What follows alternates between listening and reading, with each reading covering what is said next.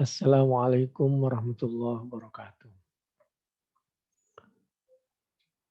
A'udzu billahi minasyaitonir rajim. Bismillahirrahmanirrahim. Alam tara kaifa fa'ala rabbuka bi ashabil fil? Alam yaj'al kaidahum fi tadlil. Wa arsala 'alaihim tayran ababil. Tarmihim bihijaratin min sijil.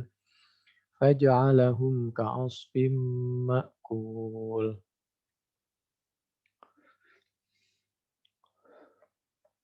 Alam tara kaifa fa'ala rabbuka bi ashabil fil. Ini anjuran agar kita bisa membaca sejarahnya ashabil fil. Seorang kaya raya, oknum pejabat yang tinggi, lalu karena merasa masih kurang dengan harta dan jabatannya, ingin mengambil kelebihan orang lain. Sehingga dia menaiki fil, menaikin gajah dengan tujuan untuk menyingkirkan segala yang menyaingi kekuasaannya. Di Mekah ada Ka'bah yang merasa bahwa Ka'bah itu dianggap lebih dihormat dari Ka'bah yang Ka'bah palsu yang mereka buat di tempat mereka. Ini cerita ada yang mengatakan adalah ashabil fil. Alam yaj'al kaidahum fi tadlil. Ada yang berpendapat itu Abraha, wallahu a'lam. Lalu dia di negaranya itu membuat semacam pusat tempat ibadah, semacam Ka'bah. Kita anggap Ka'bah palsu karena yang asli di Mekah. Tapi karena kurang diminati dan ada Ka'bah yang sangat diminati oleh orang yaitu di Mekah, merasa tersaingi. Banyak sekali ini cerita. Lalu mereka datang dengan menunggangi fil atau gajah untuk menghancurkan Ka'bah yang ada di Makkah.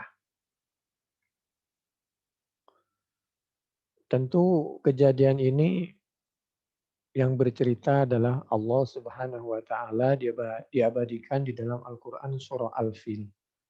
Kejadian ini benar adanya. Hanya saja waktunya kapan, tepatnya itu yang ada orang berselisih pendapat. Tapi kejadiannya ini pasti betul-betul pernah terjadi sebelum kelahiran Nabi Muhammad Sallallahu Alaihi Wasallam. Meskipun ada orang yang Islam liberal yang tidak percaya dengan cerita ini.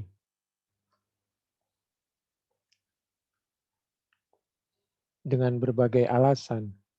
Dan di Indonesia juga ada yang tidak percaya itu. Bahkan di Indonesia banyak pengikutnya. Karena Indonesia ini lahan subur bagi aliran yang aneh-aneh itu. Kami lihat sendiri di YouTube berkali-kali bahwa orang itu memang tidak percaya dengan cerita Ashabil Fil itu.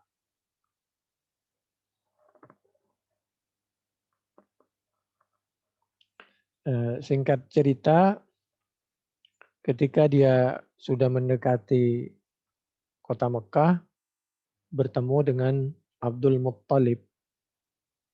Lalu Karena mereka bawa pasukan banyak, merasa berkuasa, dia juga mengambil tidak kurang dari 200 onta milik Abdul Muttalib.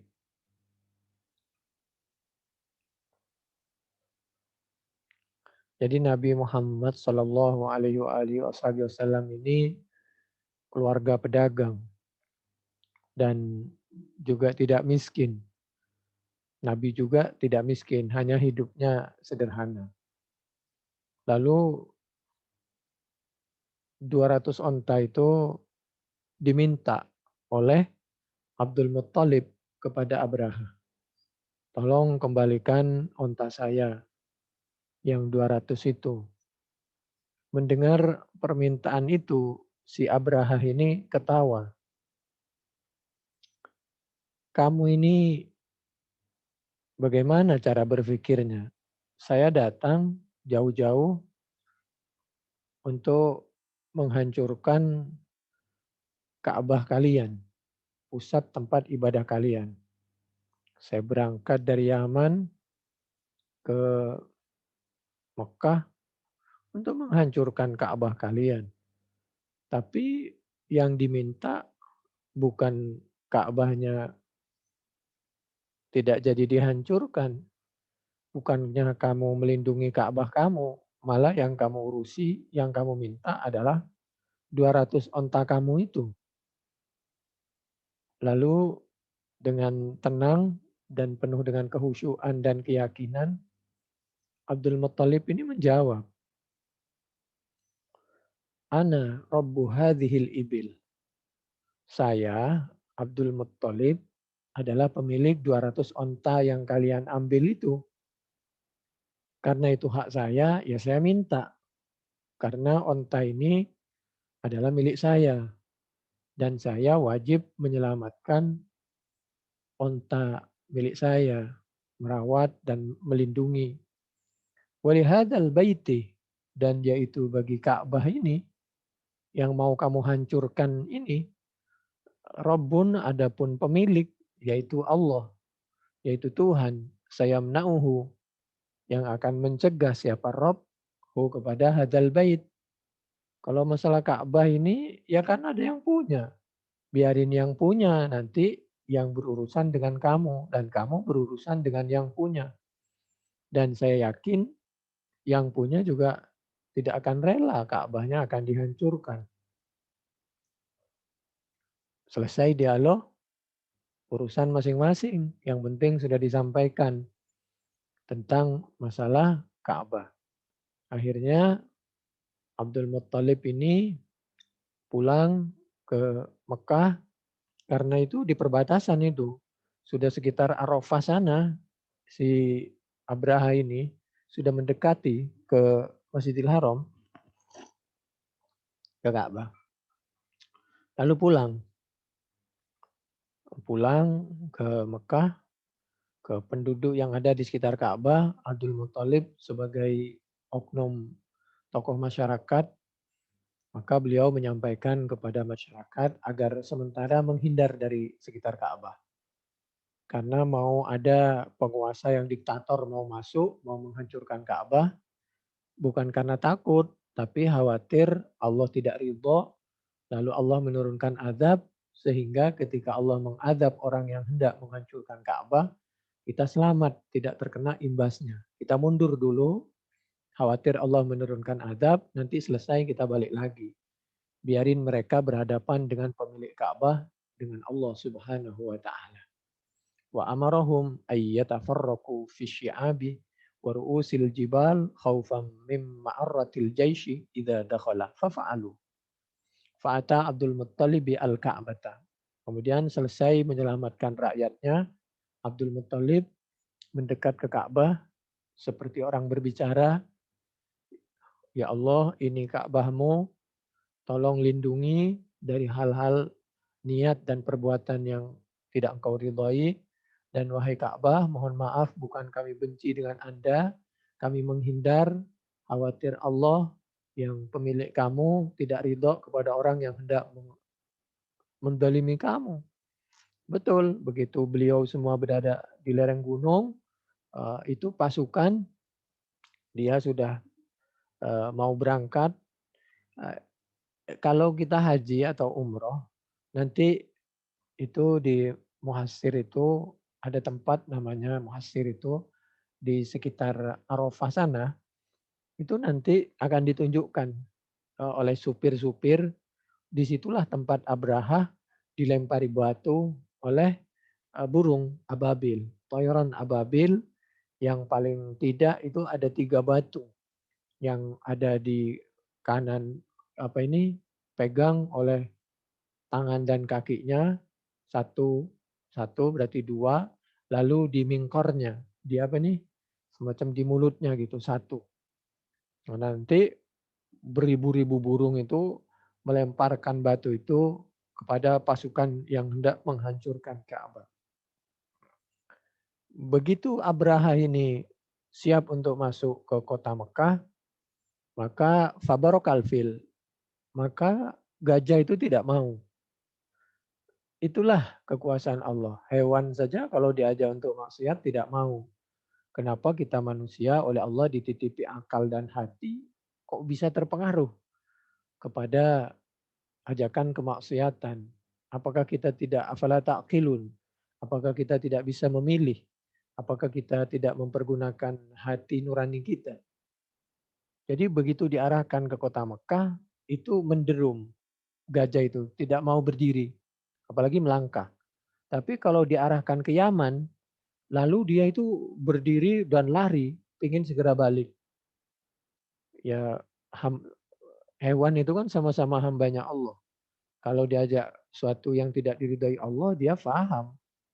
Cuman dia nggak bisa bicara seperti kita, tapi beliau sebenarnya beribadah dan berbicara dan punya hati nurani. Demikian juga ketika diarahkan ke Syam. Oh, beliau langsung berdiri dan lari. Demikian juga ketika diarahkan ke timur. Si gajah ini berdiri dan lari, ingin segera. Yang penting jangan diarahkan ke Masjidil Haram, ke Mekah. Pasti dia duduk, nggak mau berdiri. Lalu saat seperti itu, farsalallahu tayram minal bahri, kemudian Allah mengirim dari arah laut, berarti dari sekitar Jeddah, itu burung yang beribu-ribu burung, sambil memegangi batu, lalu batunya itu dilemparkan ke Abraha dan koalisinya, teman-teman pendukungnya dan buzzer-buzzernya. Wa kana ma'a kulli tairin thalathatu ahjar. Nah, kejadian ini wakhtalafu kam kana baina maulidi Rasulillah sallallahu alaihi wasallam wa baina hadhil qissah ala thalathati aqwal.